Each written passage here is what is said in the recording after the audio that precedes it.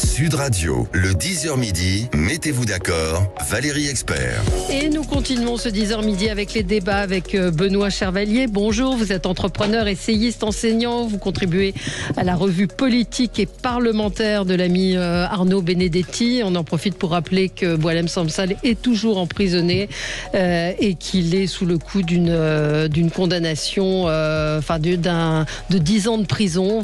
C'est ce qu'a requis le parquet algérien lundi. Donc on ne se prive pas de le rappeler encore et toujours. Brice Sokol, politologue, bonjour.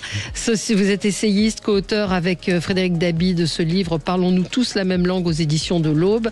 Virginie Le Guen ne devrait pas tarder à arriver, journaliste éditorialiste politique à France Info TV. Et Jean-Pierre Denis, journaliste, écrivain et créateur de l'excellente lettre Théopolitique qu'on peut retrouver sur X, sur les différents réseaux. Il faut s'abonner.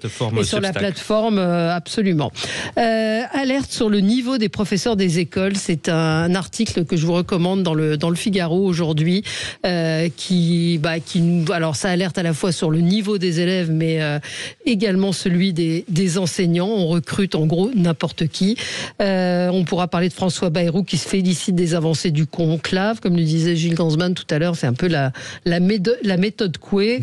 Bref, et puis j'ai été interpellée par les différents témoignages de la mère d'Elias, ce jeune assassiné à coups de machette dans le 14e arrondissement de Paris, par la veuve d'Éric Comines, par la veuve d'Alban Gervaise, par ces femmes qui demandent à l'État ce qu'ils ont fait pour éviter ces assassinats. On va commencer avec vos coups de cœur et vos coups de gueule. Benoît, on va commencer avec vous. C'est cette saison, j'ai envie de dire. C'est ça, oui. Puisque j'avais envie de... Rapprochez-vous votre micro. De parler du surtourisme. Alors, visiblement, le caractère étouffant des températures ne se résume pas, ou la surchauffe plutôt, n'est pas simplement celle des températures, mais également celle du tourisme. On ouvre la saison, elle a déjà d'ailleurs commencé, y compris dans ma région niçoise. Et ce qui est quand même assez frappant, c'est l'impact négatif que ce surtourisme génère. Alors, des pollutions, évidemment, de toute nature, écologiques, sonores et autres. Et comment gérer, finalement, une aspiration, somme toute, évidemment légitime, de touristes, de partir en vacances, avec un volume qui, clairement, excède les capacités d'absorption. Donc, c'est pas qu'une question de chaleur, j'ai envie de dire, pour prendre une analogie, on a parlé il y a quelques jours de la fast fashion, là c'est le fast tourisme, c'est-à-dire une consommation qui est excessive, qui est non contrôlée, qui déborde, et donc se pose la question de comment juguler, comment contrôler justement ce surtourisme. Alors d'un côté on va nous dire le tourisme, notamment en France, on rappelle suffisamment souvent que nous sommes la première destination touristique au monde. En termes de croissance de PIB, du produit intérieur brut, c'est à peu près 8%, donc plus de 230 milliards d'euros de recettes qui sont générées par le tourisme. Donc il y a un impact évidemment très important. Mais au-delà de ces considérations, c'est peut-être nous amener à réfléchir, à penser autrement. Il y a eu ces manifestations récemment à Barcelone, en Espagne, en Italie, d'une forme de ras-le-bol, de se dire on ne peut pas continuer comme ça. Alors, j'ai envie de donner peut-être deux exemples. Alors la première qui est de l'autre côté de ma région, dans les Bouches-du-Rhône, au niveau des Calanques, que ça soit à Carry-le-Rouet par exemple, ou à Méjean, où par exemple il y a...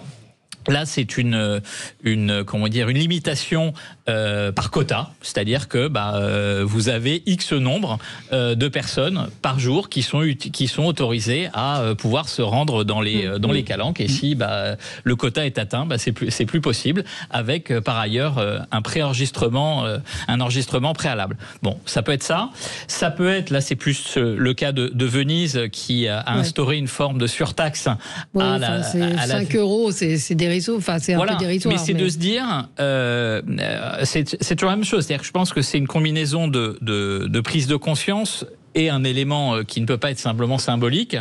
Mais quand je parlais de fast tourisme, c'est en effet d'aller dans un endroit en un jour, enfin rester une seule journée, espèce de de consommation là aussi excessive, de se dire bah non, ce qu'on ne veut pas, c'est venir simplement une journée, débarquer par exemple en croisière, en aimant de paquebot, de débarquer puis de repartir, parce que là l'impact pour le coup pour l'économie locale reste faible. En revanche, les désagréments très forts. Donc par exemple une taxe très significative pour celles et ceux qui ne resteraient qu'une journée. Vous créez une discrimination riche-pauvre aussi, quoi. Non, je sais pas, Jean-Pierre Denis, cette question du surtourisme. Oui, riche-pauvre, c'est une vraie question. En vous écoutant, je pensais à ce que j'ai vu il y a quelques jours dans le sud de l'Italie. J'ai vu à la fois les plus gros bateaux de croisière du monde. Il y en avait 2 d'entre eux dans le port de Naples.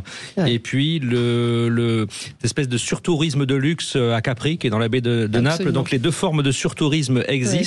À Capri, dans un tout petit écosystème merveilleux, mais littéralement pourri par ce surtourisme de luxe. Et la baie de Naples est grande, mais c'est 2 énormes bateaux. Et il y a les mêmes problèmes dans beaucoup d'endroits, ce qui est compliqué. Il me semble d'ailleurs que le problème, il est peut-être moins fort en France que dans d'autres pays. Voilà, pour ajouter de la complexité à ce problème qui est difficile à résoudre. Je pensais à un roman de Houellebecq il y a quelques années où il je crois je sais plus lequel c'était, mais il imaginait que la France allait devenir une sorte de parc d'attractions géant pour les touristes chinois. On a un problème, on est dans un pays qui se désindustrialise et on a une ressource alors inépuisable, peut-être pas autant qu'en Italie, mais enfin on peut rivaliser quand même avec l'Italie. On a une ressource inépuisable, c'est notre patrimoine artistique, urbain et même rural d'ailleurs. Donc on a besoin en même temps, mais vous l'avez d'ailleurs dit, on a besoin de cette économie, et je vois pas comment on va faire en fait en réalité. On pourra y revenir parce que c'est un sujet vraiment intéressant. Et Brice, peut-être que vous avez des choses à dire, peut-être par rapport. On va y revenir, mais là c'est l'heure du journal sur Sud Radio. À tout de suite. Sud Radio. Sud Radio. Parlons vrai. Parlons vrai. Sud Radio. Parlons vrai. Sud Radio, le 10h midi, mettez-vous d'accord, Valérie Expert. Et on est ensemble avec vous pour ce 10h midi pour les débats sur Sud Radio avec Benoît Chervalier, entrepreneur, essayiste, enseignant, et vous contribuez à la revue politique et parlementaire de notre ami Arnaud Benedetti. Brice Sokol, politologue, essayiste, et vous avez publié Parlons-nous tous la même langue aux éditions de l'Aube, que vous avez coécrit avec Frédéric Dabi. Virginie Leguet n'est toujours pas arrivée, mais nous l'attendons, et Jean-Pierre Denis, journaliste, écrivain, créateur de la lettre d'information théopolitique. On va revenir sur le niveau des enseignants, une alerte grave. Enfin, ça fait des années que ça dure et que tout le monde s'inquiète du niveau des enseignants et des élèves également. On va parler du conclave. Bref, beaucoup de sujets avec vous, Brice Sokol. Peut-être revenir sur cette question intéressante que posait Benoît sur le surtourisme. Non, c'est une très bonne question que posait Benoît, et puis c'est une question d'actualité. Nous, on le voit dans nos études. Enfin, ça fait partie des injonctions un peu contradictoires, le surtourisme, parce que les collectivités veulent rendre attractif leur territoire, donc faire venir des gens de l'extérieur, et en même temps, il faut prendre conscience des conséquences à la fois environnementales et sur leur population locale. Parce que souvent les maires vous disent le tourisme, j'en ai besoin parce que pour des raisons économiques, et mes commerçants sont contents, et en même temps mes citoyens, mes administrés, ceux qui votent pour moi, considèrent aujourd'hui qu'il y en a trop et ça va trop loin, donc il faut trouver un juste équilibre. Mais j'allais dire, c'est un peu comme l'aménagement du territoire, si je change un peu de sujet, si je prends un peu de recul, c'est-à-dire qu'il faut qu'on ait là aussi en matière du tourisme, du surtourisme, comme en matière d'aménagement du territoire, vraiment une politique nationale équilibrée. C'est-à-dire quand on va à Nice, vous êtes niçois, je crois qu'on va à Nice, à Cannes, on peut peut-être réfléchir, les collectivités peuvent passer des accords avec les collectivités qui sont dans l'arrière-pays, c'est-à-dire qu'on n'est pas tous obligés d'aller sur la Croisette. Oui, mais les gens veulent aller sur la Croisette ou ils veulent aller au pont du Rialto. C'est une négociation à mener avec les tour opérateurs. Je pense que voir le Cannes, Nice et voir l'arrière-pays et voir quelques beaux musées, c'est aussi intéressant. Une éducation au tourisme. Une éducation peut-être au tourisme, différente, plus culturelle. moi, j'aimais bien le mot de Nicolas Hulot. Il disait, voilà, moi, je parle pas de décroissance, mais je parle de croissance sélective. Je pense que le tourisme s'inscrit dans cette croissance sélective aujourd'hui. Ouais. On continue notre tour de table. Alors avec vous, Jean-Pierre Denis, c'est un coup de gueule. Bon, c'est un coup de projecteur parce qu'il se passe pas mal de choses dans le politique, on va dire, dans le monde catholique qui d'habitude est discret et n'aime pas trop la politique. Alors à droite ou à l'extrême droite, en réalité, il y a eu le sommet des libertés. Alors c'est pas un événement catholique, hein, c'est un événement politique, avec un objectif de prôner le libéralisme économique finalement et la diminution du rôle de l'État. Mais c'est un événement qui intéresse le monde catholique parce qu'il est piloté par deux hommes d'affaires qui sont des milliardaires, qui sont Bolloré et Sterrin. Qui sont très actifs, et ça c'est tout à fait nouveau que des patrons cathos s'engagent à ce point-là dans la sphère publique, et d'ailleurs avec autant de moyens financiers, médiatiques, et une vraie volonté de peser sur les élections. Alors ça c'est le premier phénomène, et alors je le rapproche d'un autre sur lequel j'ai enquêté pour le dernier épisode de ma newsletter Théopolitique, c'est l'élection de Marine Rosset à la tête des Scouts et Guides de France. Et Marine Rosset, qui est une jeune femme qui a grandi en fait dans ce mouvement d'éducation populaire, hein, les Scouts et Guides de France, c'est le principal mouvement scout en France, de très loin, revendique à peu près 100 000 adhérents, et c'est aussi l'un des principaux, peut-être le principal mouvement d'éducation populaire.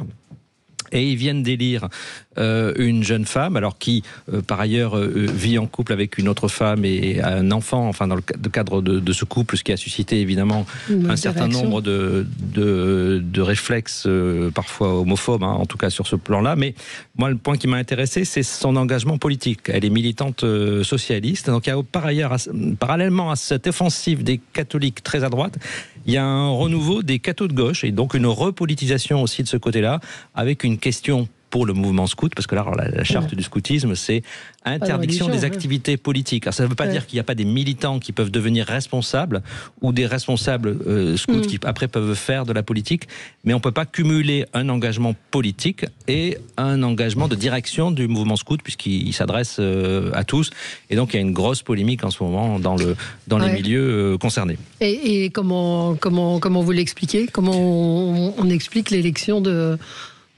cette femme, c'est-à-dire la politique. Est-ce qu'il n'y a pas toujours eu de la politisation de la religion ? Alors il y a toujours eu des mouvements comme ça. Moi je vois plutôt, je dirais, une certaine, je vois venir ça avec une certaine inquiétude d'ailleurs, une certaine américanisation l'entrée du débat idéologique en fait dans la sphère catholique, qui était plutôt jusqu'à présent rétive à tout ça. Alors il n'y a pas de vote catholique en France. Voilà, on peut en discuter, mais il n'y a pas vraiment de vote catholique, même si les catholiques votent en majorité à droite. Mais il y avait une distinction assez claire, en fait. Voilà.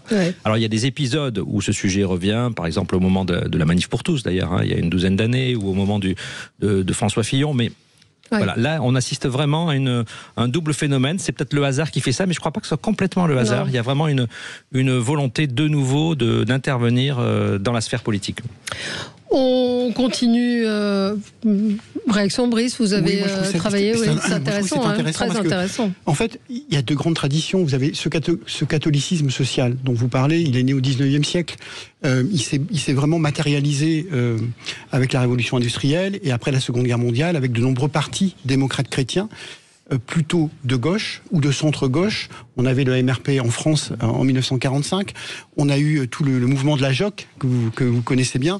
Donc ce catholicisme-là, social et de gauche, il n'est pas nouveau. Mais c'est vrai que on voit apparaître depuis une dizaine d'années un catholicisme, j'allais dire plus identitaire, et on voit réapparaître progressivement aussi ce catholicisme social, mais qui a toujours été présent dans notre pays. Quand vous prenez par exemple la présidente des Verts, Madame Tondelier, c'est une chrétienne. Elle est vraiment, voilà, c'est vraiment une chrétienne, et elle milite chez les Verts.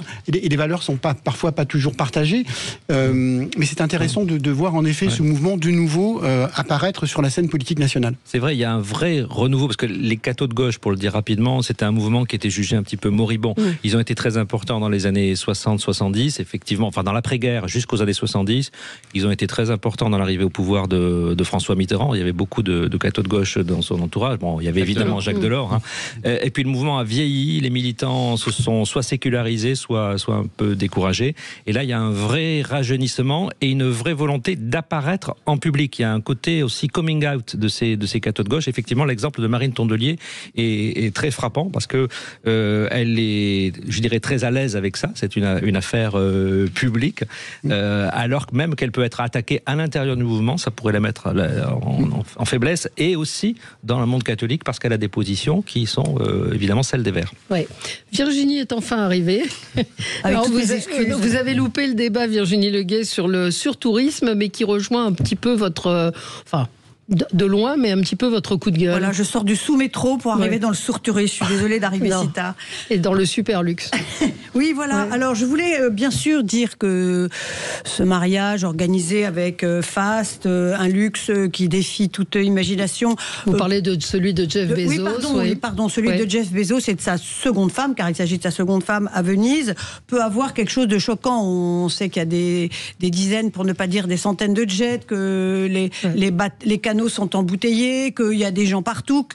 Juste, on parle d'une somme qui avoisinerait les 30 millions d'euros. On va dire 30 millions parce qu'on est entre 20 et 50, donc on fait une moyenne. Mais 30 millions d'euros pour un mariage. Alors, il a les moyens. Il a les moyens et il a donné, je crois, un chèque de 1 million d'euros au maire pour officiellement protéger la lagune. Et donc, c'est ça. Je voulais dire qu'en fait, mon coup de gueule, il s'adresse un peu à tout le monde. C'est-à-dire que Venise, c'est quand même organisé. Venise, qui est une ville fragile et une ville extrêmement délicate à entretenir, c'est quand même organisé pour recevoir ce tourisme de luxe. J'ai entendu ce matin qu'il y avait 35 établissements de 5 étoiles dans la ville. Est-ce que réellement, quand on a 35 établissements 5 étoiles dans la ville, on se dit pas, tiens, je vais attirer des touristes et des touristes fortunés et des touristes extrêmement prêts à dépenser beaucoup d'argent pour être dans cette ville. Sur la place San Marco, le spritz est à 19 € et tout est à l'avenant. Donc c'est pas une ville non plus qui ne vit pas du tourisme. Et d'ailleurs, j'ai entendu ce matin le pâtissier qui s'appelle Antonio Rosa Salva, et lui il était très heureux, il dit c'est formidable, c'est un coup de projecteur fantastique sur ce que nous on peut fournir pour des grandes occasions. Il n'avait pas le droit de divulguer quel était le gâteau qu'il faisait, mais voilà, donc je voulais te dire que ce coup de gueule s'adressait en fait absolument à tout le monde, parce qu'il y a une forme d'hypocrisie à dire, comme le font ceux qui militent, qui manifestent contre ce mariage, oh là là c'est indécent, et en même temps d'aller dans une ville qui est tout à fait prête, j'allais dire qu'elle a les infrastructures pour recevoir autant de gens, et même si elle n'aurait peut-être pas dû se préparer autant, enfin moi je sais pas, mais le chiffre de 35 hôtels de 5 étoiles, ça m'a fait bondir. Je n'imaginais pas qu'il y avait autant d'hôtels assez luxueux dans cette ville. Si. Jean-Pierre Denis, vous vouliez aussi l'indécence, elle n'est pas à Venise pour moi, elle est dans l'étalage de l'hyper richesse. Et c'est ça au fond. Et alors comme ça arrive à Venise, forcément ça sert de caisse de résonance, et que c'est Jeff Bezos, parce que il aime aussi montrer il aime aussi se donner en spectacle. Hein. Dans son premier mariage, son ex-femme au contraire a choisi depuis la discrétion. Je crois qu'elle a donné l'essentiel de la fortune qu'elle a héritée dont elle a hérité après son divorce, si j'ose dire. Mais lui, il aime se mettre en spectacle, et c'est là pour moi que je verrais un peu l'indécence aujourd'hui. Mais c'est la partie émergée, ça rejoint un peu ce que dit Virginie, c'est-à-dire que... Mais il y a l'indécence aussi d'une ville qui se prépare aussi. Mais c'est pour ça que je dis, pour moi, le sujet n'est pas tellement Venise en réalité. Voilà, c'est parce qu'effectivement Venise vit aussi de ça. Exactement. Ouais, non, vous avez un commentaire, pas plus que ça. Alors il y a des protestations, il y a des mannequins, les effigies de Bezos qui sont jetés dans la lagune, etc. Mais ce qu'il faut savoir, c'est que Bezos, effectivement, il est connu, on en parle, mais il se trouve que ce week-end, je suis tombée sur un Instagram d'un mariage russe qui était, à mon avis, tout aussi fastueux que celui de Jeff Bezos. Donc c'est quelque chose de tout à fait habituel dans cette ville. C'est peut-être la personnalité de Jeff Bezos qui catalyse sur lui beaucoup d'antipathie, parce que George Clooney, je crois, s'était marié, lui, à Venise, mais il y a quelques années, et ça s'était très bien passé. Enfin, j'avais pas entendu à l'époque beaucoup de protestations. On se retrouve dans un petit instant avec vous, Brice Sokol, pour votre coup de gueule. À tout de suite. Sud Radio. Sud Radio. Parlons vrai. Parlons vrai. Sud Radio. Parlons vrai. Sud Radio. Le 10h midi. Mettez-vous d'accord. Valérie Expert. Alors, dernier coup de gueule ou coup de projecteur. Enfin, oui, là, c'est un vrai coup de gueule, Brice Sokol. Moi, c'est un coup de gueule, c'est un carton rouge, en fait, parce que moi, c'est carton rouge à l'égard d'Emmanuel Duplessis, le député vert qui hier... Vous voulez qu'on l'écoute comme ça? On va écouter. Ouais. Bon, Et enfin, puisque vous n'avez pas encore coûté assez cher à la société, vous vous permettez de faire hospitaliser votre mère pendant 18 ans dans un service de soins réservé à des séjours de courte durée. Coût estimé pour la sécurité sociale, 500 000 €. Mais c'est pas grave, c'est Nicolas qui paye. Voilà, c'est le député Duplessis qui s'adresse à Éric Ciotti et qui évoque la mère d'Éric Ciotti qui est dans une structure. Qui est dans un hôpital. Qui a eu un AVC il y a plus de 25 ans. Plus de 25 ans. Moi, je trouve que, c'est vraiment cette parole-là, comme d'autres, depuis le début de cette mandature. C'est l'image vraiment d'un personnel politique et d'une Assemblée nationale qui s'étiole, qui perd ses repères. Qui n'est pas sur l'essentiel. L'essentiel, c'est quoi? C'est débattre, c'est proposer des solutions aux Français, c'est travailler sur des projets de loi, notamment des projets de loi. Et c'est pas invectiver de manière personnelle et dans l'intuitu personae son adversaire. Je ne juge pas M. Ciotti sur le fond, ce qu'il fait, ce qu'il ne fait pas, mais ces prises de parole portent préjudice à la politique, au personnel politique en général et aux politiques en particulier. On le dit souvent dans cette émission. La parole républicaine aujourd'hui, le respect, il est à l'échelle locale. Les gens n'ont plus confiance en la politique nationale. Et en prononçant ce genre de paroles, en s'attaquant de manière individuelle, de cette manière-là, on ne rend pas service à la politique. Ça avait été le cas en 2022 lorsqu'un député du Rassemblement national avait dit à un parlementaire « retourne en Afrique ». Enfin, on a eu comme ça, sous ces deux mandatures, vraiment des excès de langage qui portent préjudice à la politique. Et moi je dis il faut que ça cesse, il faut que ça s'arrête, il faut qu'on retrouve un peu de sérénité, de travail et qu'on travaille vraiment dans l'intérêt de tous les Français. Oui, Virginie, on l'évoquait. On l'évoquait tout à l'heure hors antenne sur la dégradation du discours politique et sur ces attaques absolument délétères et scandaleuses. Oui, d'ailleurs, je crois qu'il n'y a jamais eu autant de sanctions à l'encontre des députés. La présidente de l'Assemblée nationale, Yaël Braun-Pivet, les a distribuées assez équitablement, d'ailleurs, et en général plutôt vers l'extrême droite et l'extrême gauche. Moi, je voulais quand même rappeler une chose, c'est que Éric Ciotti, et là aussi, il y a une indécence, hier défendait, me semble-t-il, si j'ai bien compris, défendait une proposition de loi d'un article qui visait à supprimer l'exécution provisoire de l'inéligibilité.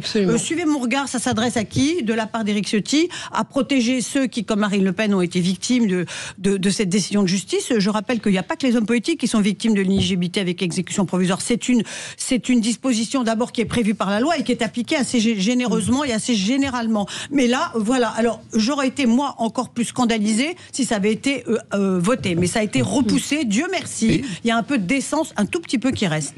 D'ailleurs, on peut souligner sur ce sujet-là que dans cette niche parlementaire, il y avait deux propositions de loi. Oui, absolument. Et dont la seconde me paraissait plus importante que la première. La seconde, ça permettait aux maires de ne pas marier des OQTF. Et ça intéressait tous les maires de France. Et je pense que mais ça a été lamentable, cette séquence. Où ils ne sont pas venus et où on a vu Laurent Wauquiez hier soir venir. Il est intervenu, je crois que c'est sur CNews, en expliquant à mots couverts, mais en même temps c'était assez clair, que c'est parce que c'est Ciotti qui avait déposé cette proposition de loi. Donc on est dans le minable et l'hypocrisie la plus totale. Bien sûr, alors que sur ce sujet, une majorité de maires ont besoin d'un arsenal législatif et ou réglementaire. Oui. Et d'ailleurs, le sujet avait été traité avec le maire de Béziers lors de l'entretien avec le chef de l'État. Voilà, exactement. Benoît Charvalier, oui, mais sur le niveau politique, sur ces invectives, sur cette provocation permanente. Je veux dire, on avait là tout à l'heure, je suis tombée sur pareil, Jean-Luc Mélenchon, mais est-ce que ça vaut? Il cherche la polémique tous les jours. Là, il dit, on ne va pas dire aux gens mourrez dans la Méditerranée. Je préfère qu'ici, qu'ils viennent épouser nos filles et nos gars. Je suis un agent de submersion migratoire. Je suis tout à fait tranquille. Enfin, franchement. Non, mais là, on est dans la caricature. Mais sur le niveau, et on va en parler avec... Enfin, on est dans la caricature, vous avez tout à fait raison, mais qui est de plus en plus partagée, je trouve.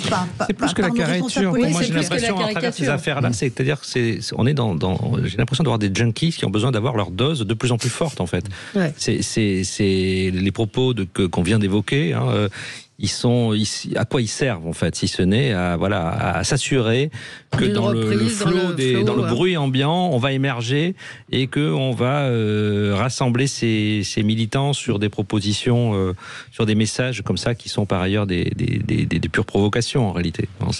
C'est assez navrant. Quand on n'a rien à dire, on crie. Oui. Voilà. Ça, mais c'est vrai que cette attaque était absolument indécente. Elle n'est pas à la hauteur. Franchement, elle n'est pas à la hauteur. Elle n'est pas du tout à la hauteur. Ce qui est intéressant, c'est que ce député-là, qui a été élu en 2024, a été élu dans le cadre, vous savez, du Front républicain. Ah oui. Alors, le paradoxe, c'est que l'ancienne parlementaire qui avait cette circonscription-là, qui était le groupe Ensemble, centriste, macroniste, est arrivée 3e, et elle a appelé à voter pour ce monsieur. Et vous savez ce qu'elle fait aujourd'hui ? Non, mais c'est marrant parce qu'elle est directrice départementale de l'ARS. Donc voilà, c'est juste la petite histoire. Voilà, c'est que on peut se poser la question aussi des conséquences du Front républicain, enfin de la dissolution. Mais Elisabeth du Borne Front a été élue avec des voix de gauche. Voilà, bien sûr. Dans l'autre sens. Dans l'autre sens. Mais voilà, cette dissolution, on vit encore, j'allais dire, sur les fractures de cette dissolution de l'année dernière. Absolument.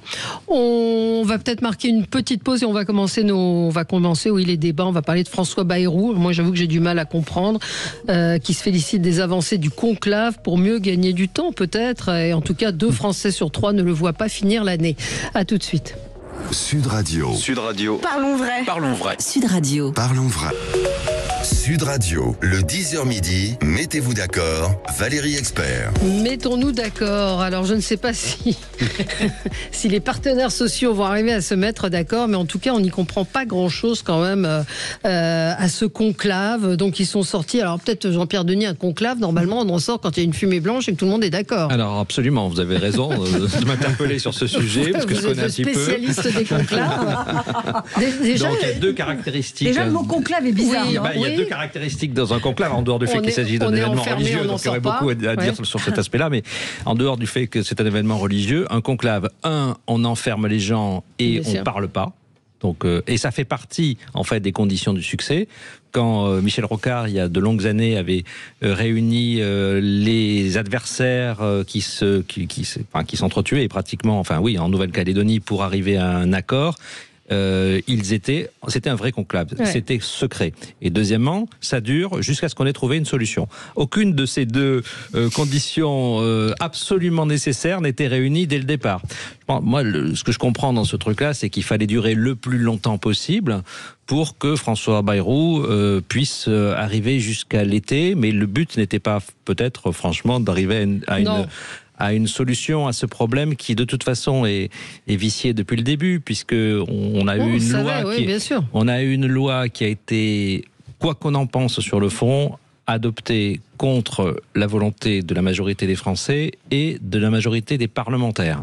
Donc depuis le début, on est face à ce sujet-là, et on peut pas, tant qu'on peut pas en sortir, on peut pas arriver à une solution. Ça aurait été vraiment extrêmement étonnant qu'on arrive à une solution, surtout quand on dit que il faut en réalité pas détricoter la loi. Et c'était la feuille de route. Donc c'était insoluble. C'était insoluble, mais ça le reste, non, Virginie, politiquement, on a un peu l'impression, d'une méthode Coué. Non, ce n'est pas un échec. Oui, on va réussir, mais on voit pas bien comment. Oui, je sais pas. François Bayrou, il est quasiment dans la vérité alternative, parce que je sais pas si vous avez écouté sa conférence de presse. D'abord, c'était extrêmement long, extrêmement pénible à écouter. Très laborieux. Il a inventé le mot, je crois, de l'accord implicite. L'accord implicite, en général, si vraiment on a un accord, on le signe. Donc là, ils ne l'ont pas signé. Et j'entendais ce matin les différentes parties prenantes de cet accord implicite qui disaient, mais non, il n'y a pas d'accord en fait. Il y a des points de discorde très profonds entre le patronat et les syndicats. François Bayrou peut tripatouiller les choses comme il le veut, ces points-là resteront. Alors il met en avant les points de convergence qui sont quand même, et Dieu sait si je suis attachée à la cause des femmes, mais qui ne sont quand même pas les plus importants. Il les met en avant en disant, vous voyez, regardez, c'est un succès. Non, c'est pas un succès, monsieur Bayrou. Et vous aurez beau essayer de ranimer le cadavre est mort en fait. Donc une fois de plus, il gagne du temps. Il dit on se donnera rendez-vous à l'automne. Je pense qu'il a été pas du tout préparé à l'échec de ce conclave. Je crois qu'il n'y a pas cru, comme il croit toujours qu'il arrivera à surmonter les obstacles, ce qu'il a réussi quand même à faire jusque-là, péniblement, parce qu'il reste un Premier ministre extrêmement impopulaire, peut-être un des plus impopulaires, mais il pense toujours qu'il sera plus fort que les choses. Là, je crois que ça lui a claqué à la figure. Il n'en est pas revenu, et il a tout de suite annoncé qu'il allait tenter une dernière chose. Mais la dernière chose ne se fera qu'avec l'accord des parties prenantes, et je ne suis pas sûre qu'elles soient d'accord. J'ai pas compris ça ce matin. Et le texte qui, soi-disant, va être annoncé à l'automne risque d'être je sais pas comment on dit, un paix sur une toile cirée. Oui, l'image est... Pardon, c'est pas très gracieux. Oui, ou pisser dans un violon. Non. Je sais pas, c'est pas pareil. On fait une surenchère de choses délicates, tous les deux, là. Mais ça me fait penser à ces termes qu'on utilise de manière un petit peu calvaudée, comme les Grenelles. On a les Grenelles absolument. Pour ceci, pour cela, mais in fine, en fait, on les a tellement usés à la corde qu'ils ne finissent pas par dire grand-chose. Non, je crois que l'essentiel, je partage complètement ce qu'a pu dire Jean-Pierre. La vraie question est une question politique. Et ce que les syndicats, et chacun est dans son rôle pour défendre ses propres points de vue, en fait, ne peuvent intervenir qu'à la marge, qu'à la périphérie. Mais le cœur du sujet, qui est un débat de société, portant sur l'espérance de vie, portant sur la capitalisation, mais c'est en réalité l'individualisation, c'est la liberté de choix. C'est ça, me semble-t-il, les vrais sujets. Et donc, ce sont des choix politiques, et c'est ce débat politique que je crois, auquel aspirent aujourd'hui les Français. Et qu'on n'aura pas. Et qu'on ne peut pas avoir dans le cadre qui est le nôtre aujourd'hui. Qui n'a même pas été ouvert d'ailleurs. Ouais. Alors moi, je vais me faire l'avocat de François Bayrou, si vous permettez. J'attends ça avec impatience. Non, mais c'est vrai. Non, mais c'est comme si vous me demandiez, fais-moi un repas 3 étoiles avec 30 €. Mais on lui a pas demandé en fait. Mais si, je vais vous dire pourquoi. Personne lui a demandé. François Bayrou, il arrive, il n'a pas de majorité, donc il peut pas s'appuyer sur le Parlement. Deuxièmement, il hérite d'une situation sur la retraite. Personne ne voulait cette réforme de retraite. Vous l'avez dit justement, tous, personne n'en voulait. Et la gauche fait pression, notamment. Et donc, de manière, je trouve moi, plutôt intelligente, il se dit, je vais contourner le Parlement, j'ai pas de majorité. Je vais essayer de mettre les partenaires sociaux autour de la table dans un cadre financier très contraint. Pardon, avec des sujets très contraints, parce qu'il n'était pas question de toucher à la mesure d'âge. Et avec des sujets contraints, donc la marge de manœuvre déjà elle est étroite. Et en plus de ça, il hérite d'une situation budgétaire, mais catastrophique. Ouais. Plus de 3 000 milliards de dettes, 40 milliards de dettes en plus depuis 3 mois.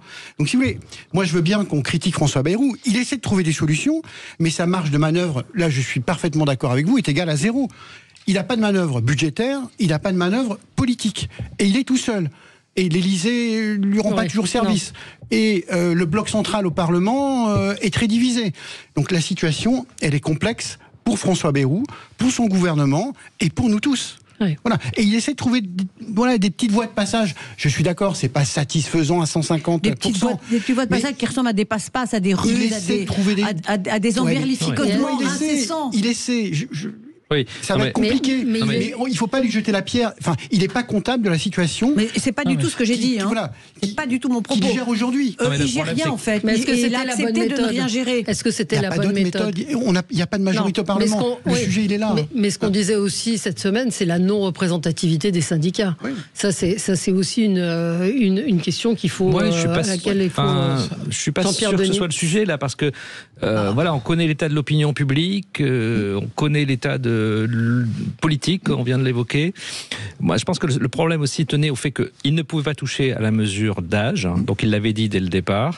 Pas dès le départ, non, pas dès le départ. Ça a été clair quand même très rapidement. Sans tabou ni contrainte, c'est devenu, après on ne touche pas à la mesure d'âge. Sans tabou ni contrainte, sauf la mesure d'âge. Or, parce qu'il ne pouvait pas y toucher, parce que c'était le sujet tabou à l'intérieur de sa propre majorité. C'était la ligne rouge des macronistes. Voilà, c'est-à-dire qu'il ne fallait pas se renier et abolir cette loi qu'ils avaient réussi à faire passer. Et donc forcément, et là encore une fois, je ne discute pas sur le fond de savoir s'il faut y toucher ou s'il ne faut pas y toucher, mais forcément, le problème était pratiquement insoluble. C'est pour ça que je dis, pour moi, la seule... c'est pour ça que je dirais paradoxalement, pour moi, il a réussi, c'est-à-dire de lancer un débat qui a permis d'éviter que cette question soit centrale pendant qu'il était à Matignon. Il a plutôt déminé le terrain, parce que quand on rebobine et qu'on revoit ce qui se passait au début, c'était un des sujets sur lesquels il était très difficile pour lui d'exister ou de résister, parce que il risquait une motion de censure. Donc, il risquait pas une motion de censure au sens pas sur les retraites. Non, mais pas sur les retraites. Ah ben, c'est-à-dire que si, je vois pas comment Bayrou pouvait rester Premier ministre en disant on peut toucher à la mesure d'âge. C'était impossible. Mais vous pouvez dire la loi est votée depuis 2023, elle est votée. Point. Et considérer que faire semblant d'y revenir tout en ne donnant pas les moyens réels aux parties prenantes d'y revenir, ça ne sert à rien en fait. Ben non, parce qu'il fallait bien qu'il obtienne une forme de non-agression du Parti socialiste. D'accord, mais donc ça n'avait rien à voir avec les retraites, c'est un espèce de deal, une espèce de deal. Oui, c'est pour ça que je dis que c'est réussi du point de vue politique. Ça lui a permis de durer. Parce qu'il a une motion de censure maintenant. Et ça lui a permis de durer jusqu'à maintenant, contrairement à son prédécesseur. Est-ce que c'est le but? Pourquoi faire? C'est ça, durer pourquoi faire? C'est une autre question, mais voilà. C'est une question importante en politique. Déjà, passer l'année pour pouvoir, le cas échéant, organiser une autre consultation parlementaire. Le budget. Alors, le vrai sujet, c'est le budget. Anne Diomadier, tout n'est pas négatif. Les syndicats, y compris la CFDT, ont quand même acté le départ à la retraite à 64 ans. Implicitement. Implicite. Oui, implicite. Voilà. Ça fait partie de l'accord implicite. Mais comme disait l'autre, l'implicite n'engage que ceux qui y croient. Oui. 2 Français sur 3 pensent que François Bayrou ne terminera pas l'année à Matignon. Bon, c'est un sondage Odoxa. Une motion de censure approuvée par 1 Français sur 2. Et visiblement, il n'est pas très apprécié, François Bayrou. Mais est-ce que c'est pas le cas un peu de tous les premiers ministres? C'est un peu le cas de tous les premiers ministres. Mais encore une fois, sa marge de manœuvre est égale à 0. Donc les Français perçoivent une certaine impuissance de l'action publique nationale et gouvernementale et parlementaire. Mais on est dans le désastre de la dissolution. Je ne sais pas si vous avez vu ce qui s'est passé au Parlement ces 3 dernières semaines. Entre la loi de simplification, bien sûr, franchement, la PPL du plomb, la loi agricole, agricole. C'est hallucinant. Vous savez que les parlementaires, ils ont voté la réouverture de Fessenheim. Vous vous rendez compte? Alors qu'il n'y a plus de turbine, il n'y a plus rien. Mais on est dans un délire le plus complet quand même. Donc tout ça n'a plus de sens. C'est-à-dire que le bloc central aujourd'hui... Sous la pression du Rassemblement national. Sous la pression du Rassemblement national. Mais vous avez un bloc central qui est complètement divisé. Vous avez chacun est dans son écurie. Vous avez les macronistes qui disent je veux pas que Bayrou remette en cause, augmente les impôts, remette en cause les politiques que nous avons mises en œuvre. Vous avez les parlementaires d'Édouard Philippe qui sont sur une autre logique. Vous avez ceux du MoDem qui soutiennent François Bayrou. Enfin, on est dans une cacophonie quand même au sein de ce bloc central comme jamais. Mais c'est pour ça. Et je termine. Et je termine. Et c'est vrai qu'on voit que les parlementaires qui sont les plus disciplinés, on pourra dire pourquoi, ce sont les parlementaires du Rassemblement national et de LFI. Eux, ils vont voter. Et ils assument leur politique, chacun de leur côté. Je dis pas que c'est bien, je dis pas que c'est pas bien.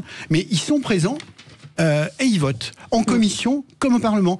Sur la loi de simplification, il y avait, je crois, à peine 40 parlementaires. Il en restait 16 en fin de séance. Vous vous rendez compte ? Non, mais pour reprendre votre métaphore gastronomique, je dirais que Bayrou, il a le mérite de congeler une situation qu'on n'a pas le droit de décongeler, parce que la Constitution l'interdit. Et donc, à la question à quoi ça sert qu'il dure, ça sert à ça. C'est-à-dire qu'on ne peut pas sortir de l'impasse, parce qu'en fait, la seule solution pour sortir de cette situation, ça serait la démission du président de la République et des élections. Il se trouve que le président de la République n'a pas manifesté d'intention de démissionner, et donc on n'a pas de solution du côté parlementaire. Donc on est contraint par la situation institutionnelle et par l'absence de majorité et l'absence de consensus, en effet, au sein du bloc central, on est contraint à durer le plus longtemps possible en s'agitant un petit peu, mais pas trop si possible. Alors, c'est ce qu'il a fait. Est-ce qu'on peut prendre le problème à l'envers ? Oui, c'est vrai que la situation est quasiment paralysée et paralysante. C'est vrai que le Premier ministre d'aujourd'hui et celui d'hier n'avaient pas de marge de manœuvre. Mais est-ce qu'il n'y aurait pas un moyen différent de prendre la question ? C'est-à-dire d'arriver à Matignon comme François Bayrou l'a fait. Je rappelle qu'il voulait absolument arriver à Matignon. Donc il n'y a pas été par défaut, il y a été parce qu'il estimait que c'était le poste auquel il se préparait depuis 40 ans ou 50 ans. Mais est-ce qu'il n'y aurait pas eu moyen de dire, écoutez, moi je vais avoir un langage de vérité, je vais vous expliquer à tous, aux Français, aux hommes politiques, ce qui se passe, où on en est, quelles sont réellement nos marges de manœuvre, et je vais essayer de vous entraîner vers quelque chose, au lieu de considérer que l'impuissance était déjà acquise d'entrée. Il y a peut-être autre chose à faire quand on est un responsable politique que de dire « Ah, je peux rien faire, donc je fais rien, je vais juste gagner du temps ». Non, il y a peut-être des choses à dire haut et fort. Là, il attend la fin de la session parlementaire pour présenter son budget, parce qu'il est sûr comme ça qu'il n'y aura pas de... moi, je suis désolée, je trouve que c'est de la c'est faire de la politique vraiment à minima du minima du minima. C'est pas bien. Virginie, moi je pense que il l'a fait sur le budget, il a pris les Français à témoin. Ah bon ? Il a même parlé de référendum. Alors, il est allé un peu très loin. En sachant que Emmanuel Macron n'en voudrait pas. Donc, c'est pas bien de jouer tout le temps avec des pistes qui sont fermées d'avance. Mais il a posé sur la table et il a pris les Français à témoin en disant on est dans une situation budgétaire catastrophique. Il l'a dit aux Français. Ouais. Et il va falloir prendre des mesures. Là, il fait le tour des associations d'élus. Il dit aux collectivités locales, il dit aux maires. Voilà, il va falloir. Au mois de juillet, je vais devoir économiser 5 milliards d'euros. Et en partie aussi sur les collectivités locales. Oui. Donc il fait le job, mais c'est très compliqué. Dès que vous touchez dans ce pays, un sujet budgétaire, vous avez tout le monde qui descend dans la rue. Vous avez les taxis, vous avez les commerçants, vous avez les élus. Les taxis, donc, mais lui-même a dit je suis ému par les taxis. Non, mais enfin, on est en plein délire là. L'élément quand même fondamental, l'élément fondamental quand notamment on fait, un élément de comparaison dans d'autres pays. Ça s'appelle, c'est un nom, ça s'appelle un contrat de gouvernement. C'est-à-dire qu'en réalité, l'accord, il n'est pas ex ante, il n'est pas ex post, il est ex ante. C'est avant d'être nommé qu'on se dit, voilà, les 3-4 sujets, les 3-4 lois, les 3-4 dispositions que nous allons prendre et sur lesquelles on va bâtir un consensus. Et là, c'est l'inverse. C'est que, on est nommé, et puis après, on regarde à droite, à gauche, et puis on dit, finalement, qu'est-ce que je peux trouver, et sur ce quoi on va pouvoir élaborer un texte. Et évidemment, c'est pas comme ça que ça marche. Ce que vous dites est juste. Et d'ailleurs, lors de la dissolution, il y a eu un second tour avec un Front républicain qui allait de Mélenchon aux Républicains, en gros. Voilà. Et il fallait passer un accord de gouvernement.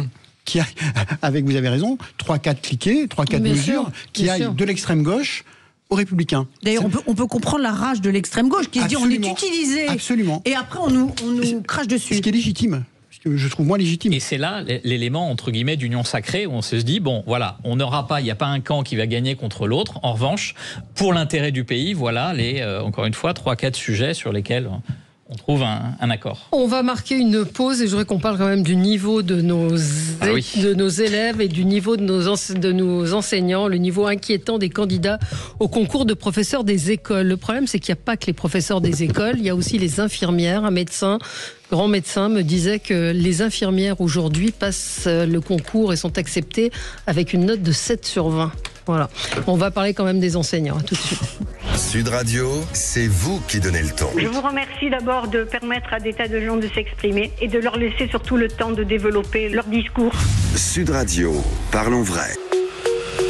Sud Radio, le 10h midi, mettez-vous d'accord, Valérie Expert. Avec vous sur Sud Radio, effectivement cet article à lire dans le Figaro aujourd'hui. Les candidats sont de moins en moins nombreux pour devenir enseignants. L'éducation nationale revoit ses exigences à la baisse. Une note de 6 sur 20 pour l'Académie de Créteil, pour celle de Versailles, 8 pour Paris et Orléans. Donc on a des enseignants qui ne sont plus compétents. Alors on a près de 25... Alors il y a les élèves, effectivement. Près de 25... non, ça c'est les aspirants professeurs. Près de 25% des copies contiennent plus de 10 erreurs orthographiques ou syntaxiques avec des fautes récurrentes telles que malgré que, parmi avec un S, comme même, à la place de quand même, le champ lexical CHAMPS, enfin bref, des confusions entre le A avec accent, A sans accent, des références à Disney ou à Mylène Farmer, Farmer, pourquoi pas, mais si à côté on peut parler de Sartre ou de Camus, ce serait un peu mieux. Germinal associé à Balzac et les fleurs du mal à Victor Hugo. Bref, des enseignants qui sont assez effondrés. Ça concerne également les mathématiques et donc le taux de sélectivité. Vous êtes enseignant, vous avez remarqué peut-être chez vos élèves aussi une baisse de niveau ou pas ? Alors moi j'ai enseigné à Sciences Po à Paris et à l'ESSEC, donc évidemment c'est pas tout à fait les mêmes dans les mêmes proportions et les mêmes problématiques qui se posent. Benoît Charvalier. Encore que l'orthographe, parfois. Ouais. C'est vrai. Mais je pense que le premier débat, d'abord, c'est un sujet global. Oui, bien sûr. Donc on peut pas le prendre uniquement sous l'angle niveau des élèves, niveau des enseignants. Non, là, on va s'intéresser au niveau des enseignants qui est catastrophique. C'est le fait la poule, d'une certaine manière. Le premier point, à mon sens, c'est l'exigence. Et quand je dis l'exigence, c'est la sélectivité. Ce que nous avons, et si on se souvient, donc alors pour moi qui sont tous sauf des gros mots, c'est qu'on avait fixé comme politique publique, si on s'en souvient, 80% d'une classe d'âge au niveau du bac. Estimant que finalement le devoir des politiques publiques, c'est qu'il y ait le plus grand nombre accédant à la fois au baccalauréat, l'obtenant, ensuite allant et faisant des études supérieures. Moi qui me rends dans beaucoup de pays du continent africain, ce que je constate aussi, c'est que c'est une usine à frustration. C'est une usine à frustration parce que on forme beaucoup de gens, mais on forme beaucoup de gens qui à la fois n'ont pas nécessairement le niveau que leur diplôme est censé refléter. Donc on se retrouve avec des gens qui ont bac+5, qui on va dire attendent ou qui estiment que ils ont droit à. Je suis bac+5, j'ai un master, donc je dois être cadre. Bien sûr. Et donc il y en a de plus en plus, avec des formations d'ailleurs extrêmement différentes sur des champs qui ne correspondent pas non plus d'ailleurs nécessairement aux besoins économiques. Et donc on est perdant avec c'est encore une fois cette tendance, c'est vrai, qui s'est aggravée, estimant que le niveau global et l'exigence globale a diminué. Donc pour moi le premier point, c'est de remettre de la sélectivité et de l'assumer. Oui, je ne pense pas qu'il est dans l'intérêt de la France, des jeunes Français, que tout le monde aille à l'université. Et je pense que c'est une erreur fondamentale. De la même manière, donc là, vous parlez du niveau des élèves, pas du niveau des professeurs. Mais du coup, ça en découle. Ça en découle nécessairement parce que je vais vous donner un exemple. Mais là, aujourd'hui, juste pardon de vous couper, là, aujourd'hui, vous avez des gens qui n'ont même pas fait d'études supérieures, qui se retrouvent devant des classes. C'est là la problématique, c'est que on a vu que sur le Bon Coin, il y avait eu des appels au recrutement des enseignants, et on peut remonter beaucoup plus loin. Moi, je me souviens d'un message reçu dans le carnet de correspondance de ma fille, à l'époque, il n'y avait peut-être pas Internet, où on disait, est-ce que parmi vous, il y a des gens qui parlent, qui peuvent donner des cours de maths au primaire, parce qu'on n'a plus de profs. Oui, mais alors là, c'est un autre sujet. C'est le paradoxe de... Oui, je vous ai interrompu. Voilà, mais c'est juste une petite remarque pour rebondir. C'est le paradoxe d'avoir monté le niveau de concours de recrutement d'enseignants, mais ça a un rapport à ce que vous disiez à l'instant sur c'était Nicolas Sarkozy, et en même temps, comme on n'arrive pas à en recruter, par ailleurs, de les recruter hors concours comme vacataires. Absolument. Où là, il n'y a plus aucun filtre. Non, c'est ça. Donc on a des gens qui ne sont plus... mais il y a un problème d'attractivité, il y a un problème de salaire, il y a un problème de comportement aussi, qui fait que ce sont des métiers qui ne sont plus du tout attractifs. Moi, je veux juste dire une phrase, parce que je ne veux pas prendre du temps sur ceux qui n'ont pas parlé, mais le problème d'attractivité des enseignants, il n'est pas uniquement lié à la rémunération, il est lié aussi à tout ce qu'on demande aux enseignants. On leur demande, bien sûr, d'enseigner, mais quasiment à la marge. On leur demande la sécurité, on leur demande la discipline, on leur demande de tenir une classe qui parfois est intenable, on leur demande de résister aux parents d'élèves qui exigent, qui veulent, qui réclament, et on leur demande de se taire quand il y a des problèmes. Moi, j'ai beaucoup entendu les professeurs au moment des assassinats de Samuel Paty, vous les avez entendus comme moi, dire nous ce qu'on veut, ce qu'on nous demande tout le temps, c'est pas de vague. Mais ça continue encore aujourd'hui. Donc je peux comprendre que beaucoup de femmes, parce que malheureusement les femmes sont plus importantes que les hommes dans ce métier-là, rechignent footing à aller dans des carrières où elles savent qu'elles seront pas protégées, très exposées et pas défendues. Le témoignage, juste vous lire le témoignage de cette femme qui dit, de cette enseignante qui dit, je n'ai pas eu le concours. Un jour, on m'a appelé en me disant, on n'a plus de suppléants, il me faut quelqu'un. J'ai débarqué dans cette classe de CM1, CM2, je ne savais rien faire. J'ai dû tout apprendre toute seule dans une classe de 30 élèves. Je me suis dit que je n'allais pas m'en sortir avec les élèves 10, c'est-à-dire tout ce qui est dyslexique et autres, sans accompagnement des élèves en situation de handicap. Au bout de 3 ans, j'apprends encore. Brice Sokol, peut-être non, un moi, je mot. rejoins ce que vous disiez, c'est une des conséquences de tout ça, c'est un peu la multiplication des missions des enseignants. Ouais. On leur demande de travailler avec les familles, d'être en rapport avec les familles, de gérer les élèves difficiles, de gérer l'inclusion. Oui, mais... ils sont pas soutenus. Moi, je partage complètement votre avis sur l'affaire Bernard ou Samuel Paty, le rapport à la laïcité. C'est-à-dire qu'à chaque fois, l'État ne soutient pas ses enseignants, les rectorats ne soutiennent pas ses enseignants. Donc, être enseignant aujourd'hui, c'est extrêmement mission impossible. difficile. Oui, c'est quasi mais mission là, impossible. on parle même pas de ça. Là, on parle du niveau. On parle du niveau, c'est-à-dire des gens qui ne savent pas écrire le français, qui ne savent pas le. Parce qu'ils ont du mal à recruter, donc ils baissent le niveau sans arrêt. Mais c'est pas spécifique, je pense, au monde enseignant. Oui, c'est ce que je disais par rapport aux infirmières. On en revient encore une fois à la sélection et à l'exigence. C'est-à-dire qu'à partir du moment où, concrètement, on a moins de lycéens qui obtiendront le baccalauréat, qui auront le baccalauréat, moins qui iront et qui mèneront des études supérieures. On n'en a pas moins pour l'instant de baccalauréat. Non, mais je sais bien. Mais c'est justement qu'il faut trier en amont. Ce que je veux dire, c'est la fameuse aussi réforme Abi, donc sur une orientation. Je rappelle qu'en Allemagne, plus d'un tiers de l'orientation se fait à l'âge, en gros, de 10 à 12 ans. Ce qui est très jeune, ce qui ne veut pas dire qu'il n'y a pas des passerelles derrière. Mais l'éducation nationale, je crois que c'est un peu plus de 1 million de personnes de l'éducation nationale. Et donc, le fameux mammouth, mais avec des enseignants qui sont extraordinaires. Je pense qu'il y en a plein en lisant. Un dévouement. Dévouement qui lisent ces chiffres-là, mais qui sont atterrés et qui sont brillants. Donc c'est comment on gère justement de la nuance dans un ensemble. Donc encore une fois, la sélectivité, l'exigence, c'est le b.a.-ba et c'est la première règle. Deuxièmement, c'est d'avoir une vision un petit peu plus globale. Je pensais, lors d'une discussion hier à ce sujet, sur l'utilisation, par exemple, du service civique. Sur le fait, ça existe d'ailleurs pour les médecins, de faire revenir, par exemple, des enseignants retraités, c'est-à-dire d'utiliser les forces aussi du pays et d'avoir, encore une fois, cette vision. Parfois, ils en ont ras-le-bol. Ils ont donné... Bien évidemment, mais c'est une chose... le but, c'est pas non plus... C'est pas de trouver une substitution pendant ad vida aeternam. C'est évidemment la carrière de l'enseignant qui est de dire une fois qu'on met les doigts dedans, c'est de rester pendant 40-45 ans enseignant. Donc moi je vous rejoins. Et moi je voudrais faire un plaidoyer pour l'enseignement technique. Voilà, bien sûr. L'enseignement technique, il faut le valoriser dans ce pays. Enfin le valoriser. L'artisanat, les gens. Qu'on dit ça. Mais il faut le faire. L'Allemagne le fait, l'Italie le fait. Voilà, on a des PME qui ont besoin de ces gens-là. On a des PMI, on a des artisans. Tout le monde n'a pas forcément qualité à se retrouver en première année de fac. Valorisons ces métiers-là. Bien sûr.